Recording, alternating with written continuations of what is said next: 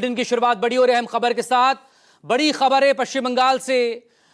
CBI Chandranath रथ हत्याकांड मामले में अब जांच करेगी। केंद्र सरकार ने सीबीआई को जांच का जिम्मा सौंप दिया है। बाकायदा इसके लिए एक 7 सदस्यीय एसआईटी का गठन किया गया है। स्पेशल इन्वेस्टिगेशन टीम को डीआईजी रैंक के अधिकारी लीड करेंगे। पुलिस ने इससे पहले उत्तर प्रदेश और बिहार से 3 आरोपियों को गिरफ्तार कर लिया था। कल कोर्ट में पेशी के बाद तीनों आरोपियों को 13 दिनों की पुलिस रिमांड पर भेजा हुआ है। पुलिस की रिमांड में तीनों आरोपी हैं और उनसे वहां पर पूछताछ हो रही है। इस सब के बीच मामला दरअसल शुभेंदु अधिकारी के पीए चंद्रनाथ रथ की हत्या से जुड़ा हुआ है। बीते दिनों कैसे रात के वक्त में जब वो स्कॉर्पियो से लौट रहे थे उन्हें निशाना बनाया गया। बाकायदा एक कार ने उनकी स्कॉर्पियो को ओवरटेक किया। दूसरी तरफ से बाइक सवार हमलावरों ने ताबड़तोड़ गोलियां बरसाई और उसमें चंद्रनाथ रथ की मौत हो गई थी। शुरुआती जब जांच यहां पर की गई बंगाल पुलिस की तरफ से तो इस मामले में 3 गिरफ्तारियां हुई। एक गिरफ्तारी हुई बिहार से और 2 गिरफ्तारियां हुई उत्तर प्रदेश से। अब इस पूरे हत्याकांड की जांच एसआईटी को माफ कीजिए सीबीआई को यहां पर सौंप दी गई है। सीबीआई ने इसके लिए बाकायदा एक एसआईटी बनाई है 7 सदस्यीय, जिसे डीआईजी रैंक के अधिकारी लीड करेंगे। मेरे 2 सहयोगी इस वक्त हमारे साथ जुड़ गए हैं। बिहार पटना से अमिताभ ओझा जुड़ गए हैं और मनोज पांडे कोलकाता से हमारे साथ रहेंगे। शुरुआत अमिताभ ओझा आपसे, क्योंकि जो पहला आरोपी है वो बिहार से ही बक्सर से गिरफ्तार हुआ है। किस तरह से इसके तार जुड़े हैं और अब इस मामले में जांच सीबीआई के पास पहुंच गई है? अमिताभ। देखिए मकसूद, ये पूरी घटनाक्रम में जो 3 गिरफ्तारियां हुई हैं, 3 गिरफ्तारियों में एक जो राज सिंह है वो बिहार से सटे यूपी के बलिया जिले का रहने वाला है और उसके काफी पॉलिटिकल बैकग्राउंड भी है, क्रिमिनल बैकग्राउंड भी है। दूसरी जो गिरफ्तारी हुई है मयंक मिश्रा की हुई है और विक्की मौर्य की हुई है। ये दोनों बक्सर जिला के रहने वाले हैं। जो अब तक की छानबीन में सामने आया है कि विक्की मौर्य, राज सिंह और मयंक मिश्रा, इन तीनों को बक्सर में विशाल श्रीवास्तव ने पनाह दी थी और विशाल श्रीवास्तव को जब डिटेन किया गया तो उसके बाद विशाल श्रीवास्तव ने यह भेद खोला कि राज सिंह फिलहाल अयोध्या गया हुआ है। लखनऊ में एक शादी समारोह में गया था, वहां से वो अयोध्या जाने वाला है, जहां पे अयोध्या में घेराबंदी हुई और राज सिंह को गिरफ्तार कर लिया गया।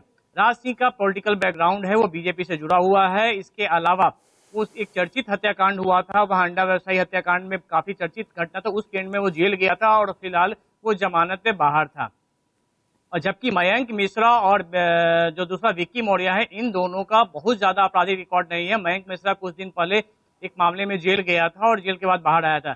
ये बताया जा रहा है कि ये तीनों लोग जो हैं, ये शेरू सिंह जो बक्सर का गैंगस्टर है और फिलहाल पिछले कई सालों से पश्चिम बंगाल के पुरुलिया जेल में बंद है, उसके लिए काम करते थे। और आपको बता दें कि पिछले साल जो पटना के पारस हॉस्पिटल में जो शूट आउट हुआ था उसमें को भी शेरू सिंह ने ही जेल में रहते हुए अंजाम दिया था, जिसमें वो रिमांड पे आया भी था। लेकिन उसकी पकड़ इतनी है कि फिर उसके बाद दोबारा उसे रिमांड पर नहीं लाया जा सका, क्योंकि पुरुलिया जेल में वो वहां से अपना गैंग चला रहा है। जो जानकारी सामने आई थी कि इस पूरे मामले में सबसे पहले लोग धनबाद गए थे और धनबाद से जिस निशान कार, जो निशान कंपनी की जो कार है, जिस कार से ओवरटेक किया गया था, वो गाड़ी से ही धनबाद से तीनों गए थे, पश्चिम बंगाल गए थे और वहां पर पूरी घटना को अंजाम दिया था। और उसके बाद कार बरामद हो गई थी, कार को वहीं छोड़ दिया गया था। एक बाइक का भी इस्तेमाल किया गया था जो चोरी का था। इसके अलावा जो नंबर प्लेट कार पे लगाया गया था वो भी फर्जी लगाया गया था।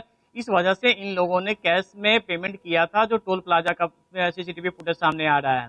वहां से भागकर घटना को अंजाम देने के बाद भागकर जहां मयंक मिश्रा और विक्की मौर्य बक्सर आ गए थे, वहीं दूसरी तरफ राज सिंह वहां से चला गया था लखनऊ एक शादी समारोह में और वहां से वो अयोध्या गया था।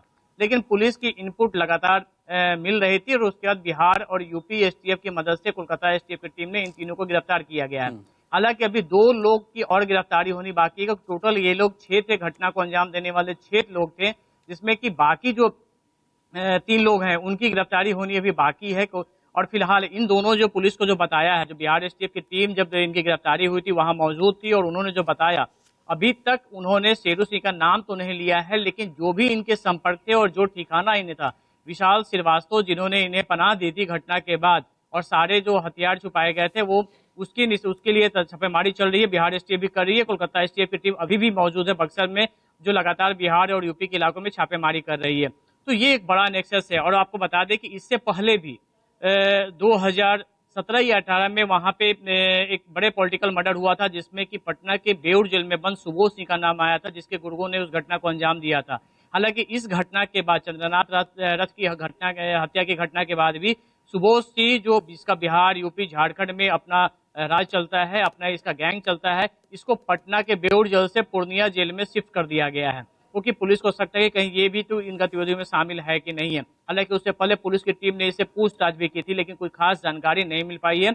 लेकिन पुलिस की टीम लगातार अभी रिमांड पे लेने की कोशिश कर रही है। तो फिलहाल ये बात बिल्कुल साफ हो चुकी है कि पेशेवर शूटरों को इस्तेमाल किया गया था, क्योंकि इसमें जिस पिस्टल का इस्तेमाल किया गया था, ग्लॉक 3 का, वो काफी महंगा है, अत्याधुनिक है, और उसका इस्तेमाल इस गैंग के लोग पहले भी करते आए थे, इसलिए शक उस पर भी गहरा गया। हालांकि उस पिस्टल की बरामदगी अभी नहीं हुई है और पुलिस की टीम लगातार इस बात की तलाश कर रही है कि उसको कहां छुपाया गया है। आप बने रहिएगा, अमिताभ आपसे बात करेंगे।